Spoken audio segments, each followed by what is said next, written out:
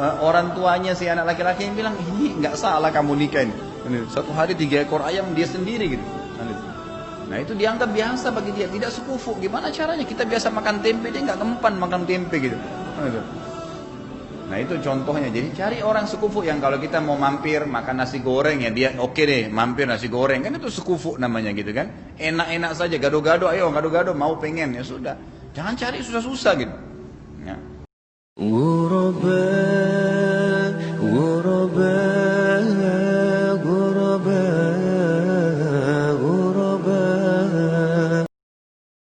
Jodoh seperti apa yang cocok buat saya? Dari mana saya tahu ini? Jodoh yang seperti mana yang Anda harapkan gitu kan? Tapi kalau Anda mau kaidah-kaidahnya, itu kembali kepada hadis Nabi. Kan sudah pernah saya sampaikan waktu kita bahas manajemen rumah tangga, ada mutiara. Mutiara untuk calon suami, ada mutiara untuk calon istri kan? Mutiara untuk calon suami, kalau ini yang bertanya adalah laki-laki, tentunya kata Nabi SAW, tungkahul mar'atu li arba'ah. Wanita itu umumnya dinikahi karena 4 hal, tapi ini bukan urutan ya. Hanya saja disebutkan Nabi SAW umumnya laki-laki menikahi wanita karena ini. Limaliha karena kekayaannya, wali hasabiha karena keturunannya, wali jamaliha karena kecantikannya, wali diniha dan karena agamanya. Fadfar bidzatid din taribat yadak.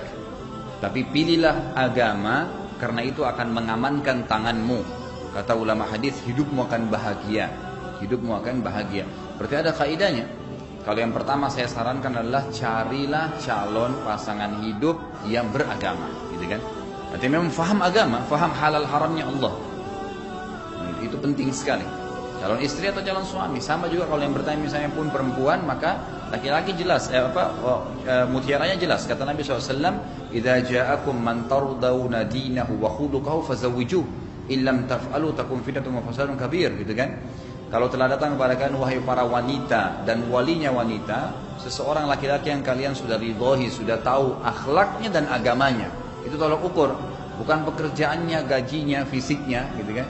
Maka terima lamarannya, karena kalau tidak maka akan terjadi kerusakan di muka bumi. Maka berarti jelas tolak ukurnya akhlak dan agama, itu nomor 1. Itu saran saya, dahulukan agama pasangan Anda.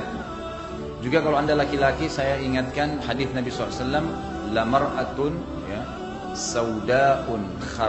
lamar'atun saudaun kharma ya dzatud din khair. Wanita yang hitam, budak, kemudian kharma. Kharma itu enggak ada pemisah hidungnya nih. Jadi lubang hidungnya 1. Itu luar biasa jeleknya gitu kan. Ya. Tapi Nabi SAW mengatakan dzatud din, beragama jauh lebih baik, khair. Maka itu harus didahulukan. Itu yang pertama. Yang kedua, nikahlah dengan kufu. Kufu itu sesuatu kesepadanan. Sesuku boleh, senegara boleh, sekeluarga sama keluarga yang bukan mahram boleh, gitu kan? Selevel pendidikan, selevel ekonomi. Maka itu semua kufu namanya, gitu kan? Maka kata Nabi SAW, wa ankihul akfa'a minkum. Nikahlah dengan pasangan yang kufu, yang sepadan. Yang sepadan gitu kan. Maka itu sangat baik.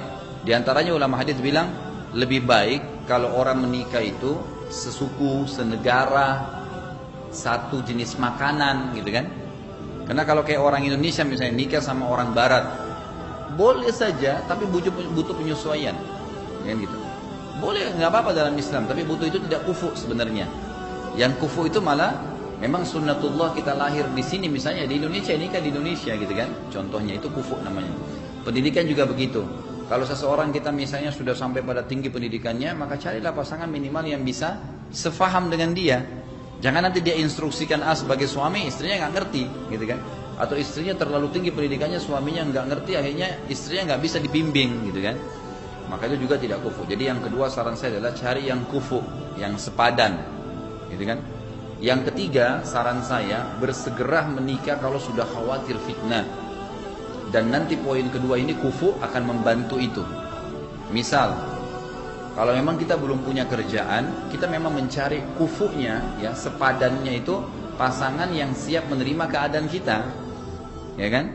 Jangan gaji Anda 1 juta nikah sama perempuan yang kosmetikanya saya sudah 5 juta, gitu kan? maka nggak bakal seimbang, gaji kita habis, ya nggak mungkin cukup untuk itu. Maka nikah yang sekufu dan jangan ditunda, karena termasuk ulama fikih mengatakan nikah itu akan wajib hukumnya kalau seseorang sudah khawatir dia terjerumus pada hal yang zina atau haram, gitu kan? Maka dia boleh menikah. Insya Allah kalau dia niat baik, Allah SWT akan mudahkan. Dan pegangilah hadis Nabi SAW yang berbunyi, siapapun yang menikah karena takut terjerumus pada hal yang haram, maka dipastikan Allah akan memberikan untuknya rezeki. Jadi tidak usah khawatir. Gitu. Ini kebetulan pertanyaan ketiganya, kalau misalnya tidak sekufu, apakah diperbolehkan untuk menikah? Bukan tidak boleh ya, tapi saran Nabi disuruh menikah, takutnya nanti tidak balance, nggak bisa, nggak berimbang nantinya, gitu kan? Boleh, tapi butuh penyesuaian yang susah gitu.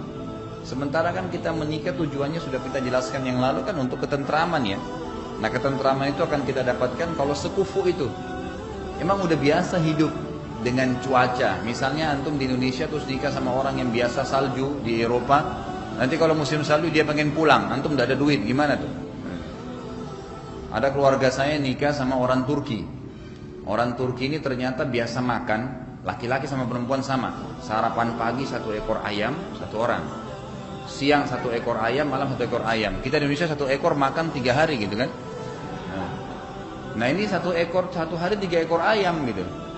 Ini masih ada hubungan kerabat dengan saya gitu. Sampai akhirnya orang tuanya si anak laki-laki yang bilang, ini nggak salah kamu nikah ini. 1 hari 3 ekor ayam dia sendiri gitu. Nah itu dianggap biasa bagi dia, tidak sekufu. Gimana caranya? Kita biasa makan tempe, dia nggak mempan makan tempe gitu. Nah itu contohnya. Jadi cari orang sekufu yang kalau kita mau mampir makan nasi goreng ya dia oke deh mampir nasi goreng, kan itu sekufu namanya gitu kan. Enak-enak saja, gado-gado, ayo gado-gado mau pengen ya sudah. Jangan cari susah-susah gitu. Ya. Saya kemarin juga didatangi sama salah seorang ikhwah, pernah kebetulan dia kerja dengan saya, kemudian dia bilang, saya mau ke Australia Ustaz, apa sarannya? Saya bilang, untuk apa ke Australia? Mau kerja. Baik, saya mau tanya dulu, apa alasannya kerja di Australia? Dia bilang karena gajinya tinggi. Kalau mau dengar saran saya bilang kerja di Indonesia aja. Kenapa Ustaz? Baik, saya jelaskan. Yang pertama, di sana itu kalau memang nilai dolar Australia dinilai ke rupiah besar memang gitu kan, karena kursnya $1 sekian ribu gitu kan. Tapi jangan lupa di sana sewa rumahnya mahal, makannya mahal, kan itu. Jadi sebenarnya seimbang saja. Kalau kita kerja di Indonesia dengan 1 juta gaji, mungkin dengan di sana misalnya $500, itu sebenarnya sama saja. Karena di sana biayanya juga besar, gitu kan. Yang kedua, Anda ini sudah biasa hidup dengan cuaca. Saya bahasakan ya, kita harus bersyukur lahir di Indonesia nih. Karena tidak ada negara kayak Indonesia loh. Sepanjang tahun, karena kita di garis satu khatulistiwa itu cuacanya luar biasa gitu. Paling dingin 37-38, ya. Kalaupun paling panas ya, paling dingin itu 27, 26. Dulu waktu saya masih mahasiswa di Madinah, itu kadang-kadang sampai hari ini sudah ada berita di Saudi itu sekarang 9 derajat, 5 derajat dinginnya. Jadi teman-teman kita yang umroh sekarang ini, waduh bisa sakit rematik. Mudah-mudahan saja Allah jaga gitu kan.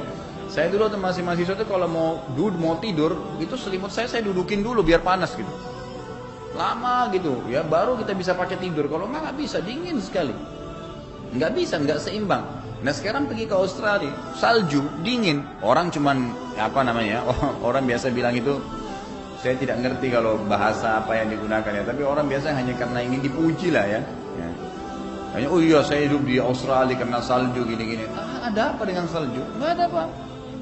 Apa bedanya salju turun dengan air hujan yang kita pegang? Sama saja, beda bentuk. Ambil aja es batu, gitu. Pegang, sama saya salju kan gitu. Masalahnya kita tidak terbiasa dengan itu, gitu kan? Tidak terbiasa. Maka pikirkan itu, cuaca beda, makan beda, kan gitu. Makannya orang macam-macam beda dengan makanan kita, nggak bisa. Hanya karena mau dikatakan tenar atau ya sudah pernah ke sana, ya makanannya nggak bisa, nggak nyambung. Kita sudah dari kecil makannya memang seperti ini. Dan itu semua banyak hal yang harus jadikan sebagai bahan pertimbangan ya. Jadi nikah dengan kufu itu sangat cocok, enak gitu, nyaman. Mau makan ini ya biar masuk, mau tinggal di seperti ini masuk. Itu orang-orang kalau teman-teman saya datang dari Saudi, dari Arab itu datang ke sini, dia bingung, dia lihat rumah-rumah kita nih. Dia bilang ini rumah-rumah kalian ini sampai tidak ada jaraknya ya. Itu kan tembok-tembok rumah masyarakat kita kan gang-gang masuk rumah kan tembok-tembek gitu kan. Di Saudi rumahnya orang kan jaraknya jauh-jauh gitu. Antara pagar dia sama pagar tetangganya ya jauh karena luas. Orang penduduknya cuma 25 juta gitu kan. Indonesia 250 juta gitu. Jadi kalau mungkin Jawa Barat aja semua itu sudah seperti sama satu Saudi. Nah makanya rumah kita dempet-dempet. Dia bilang bagaimana ente bisa hidup begini kondisinya gitu, rumah dempet-dempet. Ya memang kita bisa. Coba kalau nikah sama orang Saudi dibawa ke sini nggak bisa tinggal gitu. Dia udah biasa tempat yang besar gitu. Maka nikah dengan kufu itu sangat baik.